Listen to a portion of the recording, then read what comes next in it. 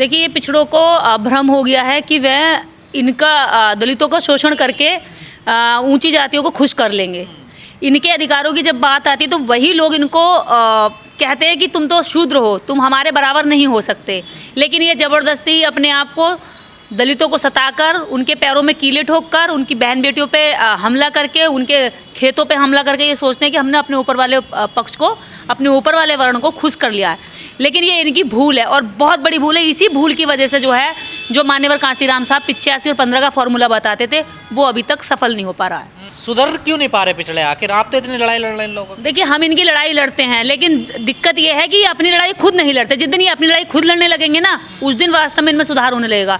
ये बाबा साहब को नहीं पढ़ते, ये मंडल को नहीं पढ़ते, ये मंडल कमीशन का विरोध करने वाले ओबीसी, जिस मंडल कमीशन में इनके अधिकारों की लड़ाई लड़ी हुई, आज भी जितने हम लोग जैसे इनकी आवाज़ उठाते हैं, हमारे विरोध में भी ये लोग आ जाते हैं, हमें खुद गालियाँ दे देते हैं। तो इसीलिए परिवर्तन नहीं हो रहा, इसीलिए एकजुटता नहीं आ रही।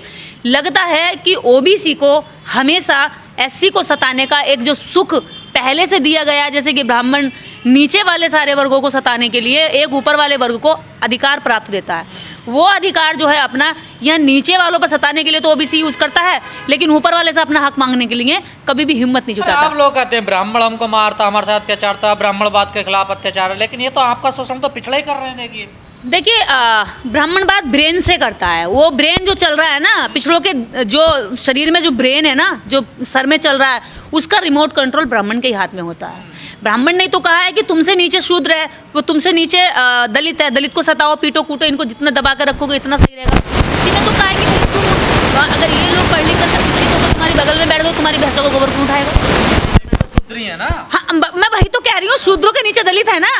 तो शूद्र खुद को क्या समझता है कि मैं दलितों से ऊंचा हूँ, इसलिए मैं इनको अगर आगे बढ़ने दूंगा, इनकी मजदूरी आसानी से दे दूंगा, तो इनको सताऊंगा नहीं, तो ये मेरे पैर की जूती बन के नहीं रहेंगे। ये मेरे शोषण को अगर स्वीकार नहीं करेंगे तो कल को मेरे खिलाफ आवाज़ उठाएंगे। क्योंकि गांव देहात में जो शोषण का जो सबसे बड़ा वर्ग है, वो पिछड़ा ही दलित का शोषण करता है। इसमें कोई दुराय नहीं है, इसमें कोई झूठ नहीं है कि गाँव लेवल पर जो शोषण करता है वो पिछड़ा करता है। और पूरी तरीके से आज भी मैं बताऊं तो जो कहते हैं कि भूत प्रेत चंडाल और ये जितने भी नीचे लेवल के जो आडंबर हैं, पाखंड हैं, वो भी ओबीसी और दलित ही करता है। तो पिछले अपने महापुरुषों को नहीं पढ़ रहे हैं क्या? इसीलिए तो नहीं पढ़ रहे क्योंकि उसे लगता है भूत है, चंडाल है, देवता है, देवी है, इस चक्कर में उलझा हुआ है वो। उसे पता ही नहीं कि उसके असली देवता, उसके असली ईश्वर, उसके असली उद्धारक कौन है। उसके असली उद्धारक उसके महापुरुष है।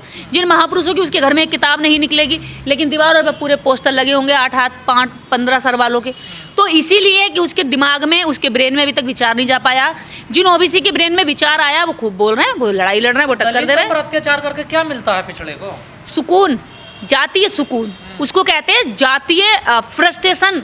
क्योंकि वो ऊपर से सताया जाता है तो वो नीचे वाले को सता करके अपनी भरपाई करता है। उसके दिमाग में जो एक खालीपन होता है इस बात का कि मैं तो सताया जा रहा हूँ, लेकिन अब मैं किसको सताऊँ। तो उसके पास एक वर्ग है जिसको दलित वर्ग कहा जाता है, जिसकी महिलाएं बड़ी आसान शिकार है उनकी, तो वो उनका शिकार करके अपनी फ्रस्ट्रेशन को पूरा करते हैं। पर दलित ने तो कुछ नहीं बिगाड़ा ना। देखिए पिछड़ों का, देखिए, दलित ने कुछ नहीं बिगाड़ा, लेकिन इस सिस्टम ने दलित को इस कदर बिगाड़ के, इस कदर उसका पूरा जीवन, उसकी पूरी पीढ़ियां बर्बाद करके उस लेवल पे रखी हैं कि वो कुछ ना भी बिगाड़े तब भी दोषी होता है। अगर वो कुछ बुरा ना बोले तब भी वो अपराधी होता है। अगर वो अपराध ना करे तब भी अपराधी। वो भूखा सो रहा तो अपराधी है, खा के सो रहा तो अपराधी है, अच्छा कपड़ा पहन रहा तो अपराधी है, अगर बुरा पहन रहा, फटा पहन रहा तो भी अपराधी। वो हर हाल में अपराधी। जन्मजात उसको श्राप मिला हुआ है। बिल्कुल, उसको जन्मजात श्राप है। और वो उसी श्राप के चक्कर में तो आज पूरे भारत के अंदर लड़ाई चल रही है अम्बेडकरवाद वर्सेस ब्राह्मणवाद की।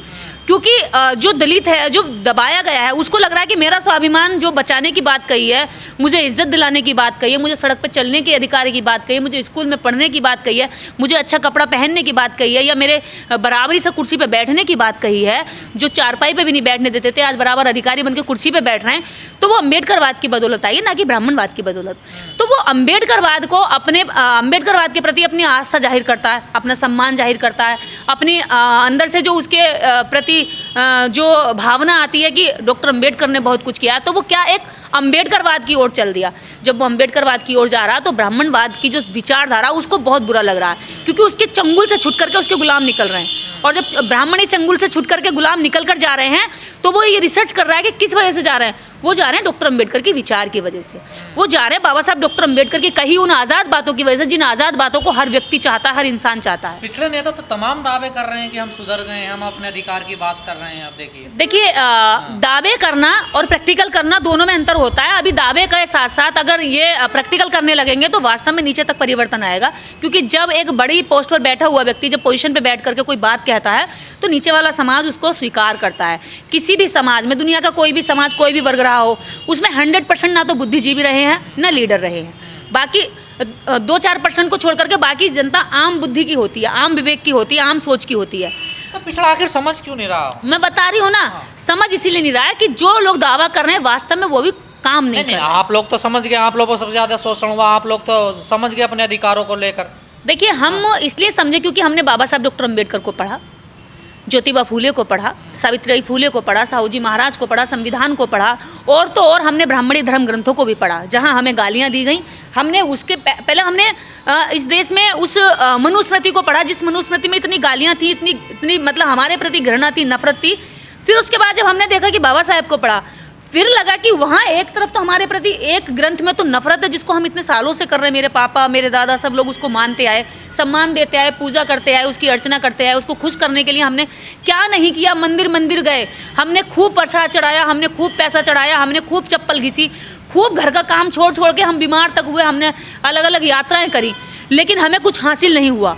लेकिन जब बाबा साहब डॉक्टर अंबेडकर को पढ़ा तो जाना कि बाबा साहब डॉक्टर अंबेडकर कहते हैं कि उद्धार का मार्ग वो नहीं है, उद्धार का मार्ग एजुकेशन है, उद्धार का मार्ग तुम्हारे संविधान में निहित अधिकार है जिनकी तुम कभी लड़ाई ही नहीं लड़ते। ज्यादा खतरा ब्राह्मणों से है या फिर पिछड़ों से है, दलितों को? देखिए खतरा हमें ना ब्राह्मणों से है, ना दलितों से है, ना पिछड़ों से है, ना किसी व्यक्ति से है। खतरा हमें विचार से है, खतरा हमें उस गैर बराबरी की सोच से है, उस विचार से, उस सिस्टम से, जो सिस्टम इस समाज के अंदर स्थापित हो चुका है, और उस हम सिस्टम के खिलाफ हैं। ना कि हम किसी, अभी तक आप देखेंगे हमने कभी भी किसी व्यक्ति ब्राह्मण का नाम लेके गाली तो नहीं दी, हमने कोई बात किसी ब्राह्मण किसी का नाम लेके नहीं कही, किसी वर्ग का नाम लेके नहीं कही। हमने एक सिस्टम, एक विचार की बात करी।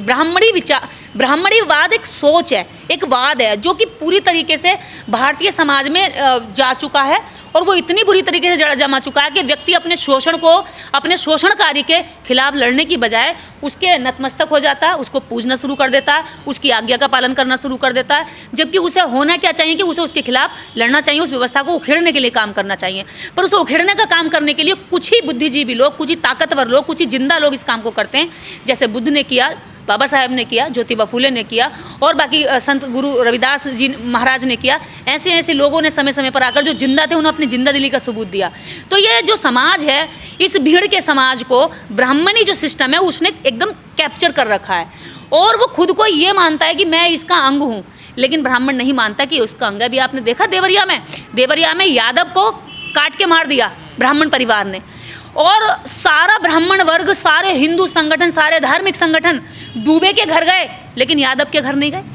तो क्या यादवों की आंखें खुली इससे? फिर यादवों ने तो मारा, देखिए ब्राह्मणों नहीं, यादवों ने मारा। देखिए पहली शुरुआत किसने की, आप चीजों को देखिए, शुरुआत किसने की? एक दुबे ने एक यादव को मार दिया, फिर यादव के समर्थकों ने दुबे के परिवार को मार दिया।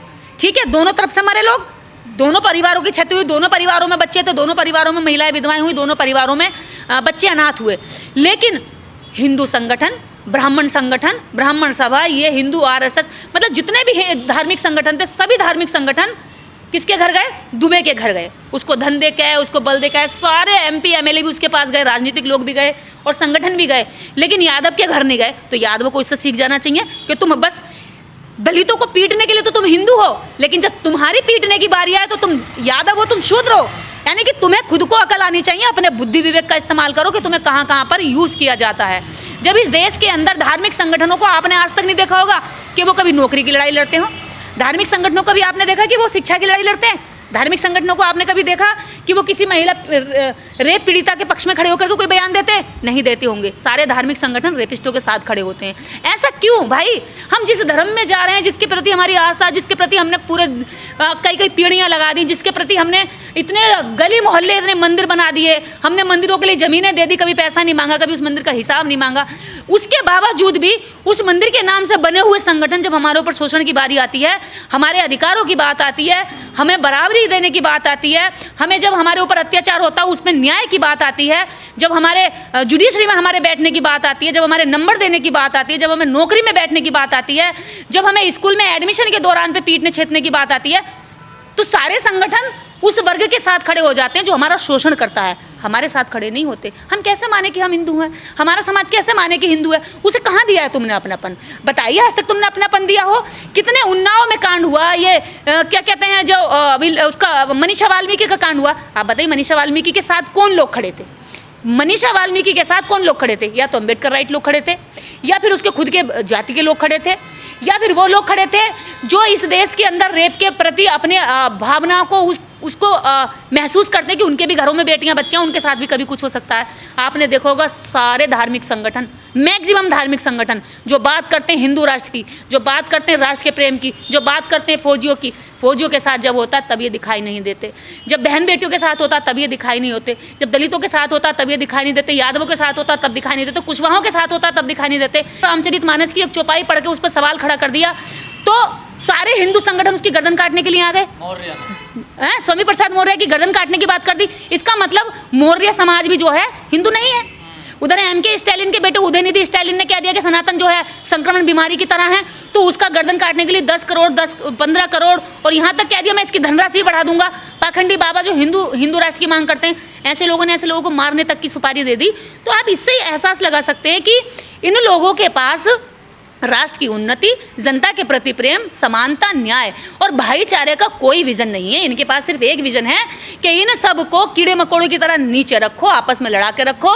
तुम भगवान के नाम पे, भाग्य के नाम पे, दुर्भाग्य के नाम के, पुनर्जन्म के कर्मों के आधार पर तुम इनके खून को पीते रहो, तुम इनके श्रम मेहनत को खाते रहो, तुम इनकी बहन बेटियों को देवदासी बनाकर इनकी आबरू लूटते रहो और फिर उसके बाद कह दो कि जी हमने नहीं किया, वो तो देवता ने किया है। यानी ना तो आज तक इतने सदियों से हमें कोई देवता दिखाई दिया, ना कोई भगवान दिखाई दिया। हम कैसे माने कि कोई भगवान है तुम्हारे मंदिरों में? जो भगवान हमारे जेब का दिया हुआ धन केवल तुम्हारे बच्चों को पढ़ाने के काम आता है, वो धन कभी हमारे बच्चों के लिए स्कूल खोलने में काम नहीं आता। वो धन कभी बीमारी पड़ती है, देश में जब आपदा आती है, वो धन कभी काम नहीं आता।